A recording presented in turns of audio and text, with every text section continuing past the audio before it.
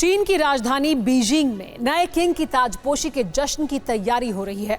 इस ताजपोशी से ही तय होगा कि जिनपिंग का सबसे बड़ा ख्वाब पूरा होगा या टूट जाएगा। हालांकि अब तक ये तय माना जा रहा था कि तीसरा कार्यकाल पाते ही जिनपिंग माओ की कैटेगरी में पहुंच जाएंगे, लेकिन ताजपोशी से पहले बीजिंग में विरोध की जो ज्वाला भड़की है, उसकी आंच जिनपिंग की गद्दी तक पहुंच रही है। बगावत के शोले बीजिंग ही नहीं, पूरे चीन में भड़क चुके हैं।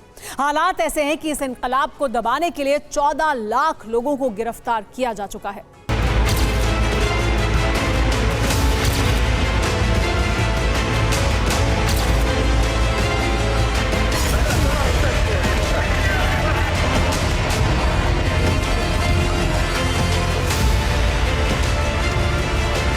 सड़कों पर विरोध का पोस्टर, जिनपिंग को बताया डिक्टेटर।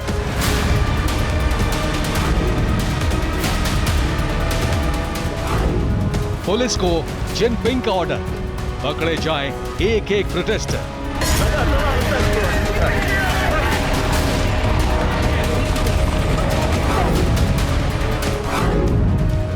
चौदह लाख लोगों की गिरफ्तारी, विरोध दबाने की पूरी तैयारी।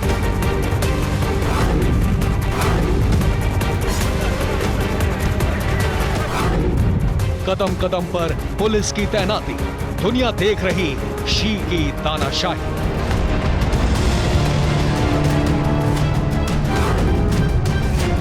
पोस्टर्स और प्रोटेस्ट, दुनिया की सबसे विशाल सेना रखने वाले जिनपिंग के दिल में इन दो चीजों की गजब की दहशत है। चीन के सबसे शक्तिशाली नेता को जब उनके खिलाफ आवाज बुलंद होने की जानकारी मिलती है, तब जिनपिंग की रातों की नींद गायब हो जाती है। एक दशक से बीजिंग की सत्ता पर कुंडली मारकर बैठे जिनपिंग एंड कंपनी नहीं चाहती कि तीसरी बार सत्ता हासिल करने में कोई अड़चन, इसलिए विरोध की हर आवाज बेरहमी से दबा दी जाती है। लोगों को जानवरों की तरह जेल में और कैंपों में ठूस दिया जाता है। सोशल मीडिया में वायरल हो रही ये तस्वीर बीजिंग के हैदियान जिले की है। बीजिंग के हैदियान में जिनपिंग के विरोध में पोस्टर लगाए गए। पोस्टर पर जिनपिंग को तानाशाह बताकर हड़ताल की अपील की गई। बीजिंग के एक यूनिवर्सिटी एरिया में भी जिनपिंग के विरोध में पोस्टर लगाए गए। प्रोटेस्ट और पोस्टर की खबर जैसे ही प्रेसिडेंट ऑफिस तक पहुंची, जिनपिंग का तानाशाही फरमान जारी हो गया। पोस्टर उतारे गए, जलाए गए, विरोध करने वालों की पहचान की गई और लाखों लोगों को चंद घंटों में गिरफ्तार कर लिया गया। अब पोस्टर वाले फ्लाईओवर से लेकर बीजिंग के चप्पे चप्पे पर पुलिस का पहरा है।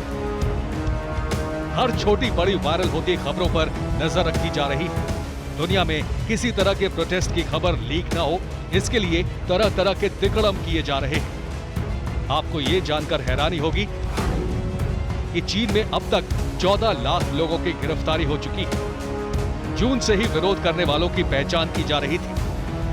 देश में विशेष अभियान चलाकर लोगों को पकड़ा जा रहा था। लोगों को अपराधी बताकर पुलिस अरेस्ट कर रही है। बीजिंग में एंट्री ऐसी है जैसे चीन के लोग दूसरे देश में जा रहे हो।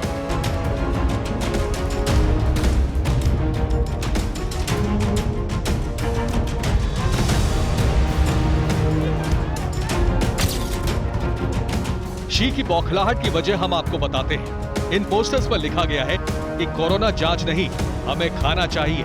एक पोस्टर पर लिखा है सांस्कृतिक क्रांति नहीं, सुधार चाहते हैं। ऐसे ही एक पोस्टर में शी जिनपिंग को तानाशाह भी लिखा गया है।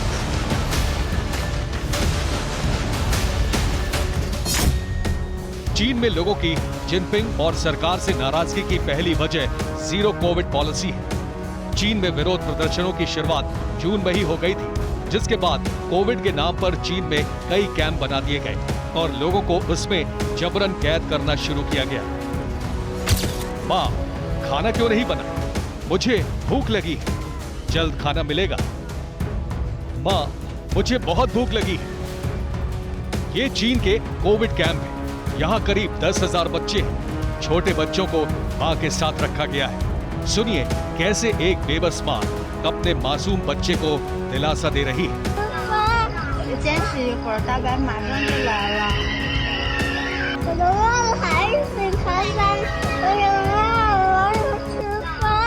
只坚持一会儿，大白马上就来了。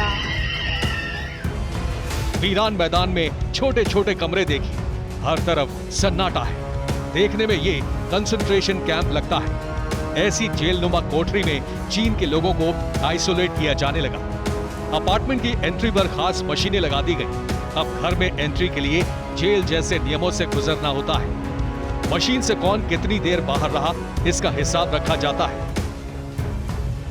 एयरपोर्ट पर मशीन गन लेकर तैनात सुरक्षा कर्मी को देखकर दुनिया को यह पता चल गया था कि जिनपिंग की पॉलिसी क्या है। रिपोर्ट्स के मुताबिक कोविड नियमों की आड़ लेकर जिनपिंग ने करीब 10 लाख लोगों को कैंपों में भेजने के नाम पर कैद करवा दिया है।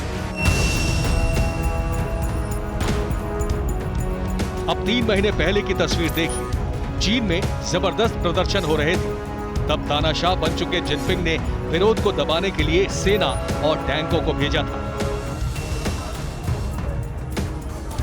चीन की सड़कों पर टैंकों की ये सिर्फ तस्वीरें नहीं हैं, बल्कि ये कम्युनिस्टों के देश के इतिहास की गवाही और भविष्य का आईना है।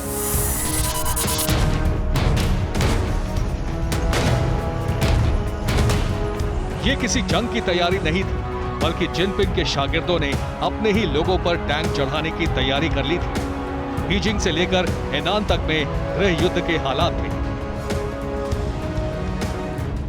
वजह यह थी कि बैंक ऑफ चाइना में सदी का सबसे बड़ा घोटाला हुआ है। बैंक में रखे गए सारे फंड्स फ्रीज कर दिए गए। लोगों को पैसे निकालने से रोक दिया गया। चीन की आर्मी ने टैंक का डर दिखाकर इस प्रदर्शन को दबा दिया था और चीन के लोगों को यह आभास हो गया था कि अब अगर विरोध प्रदर्शन हुए तो जिनपिंग 33 साल पहले का इतिहास दोहरा सकते हैं। चीन के इतिहास का यह काला अध्याय 4 जून 1989 का है।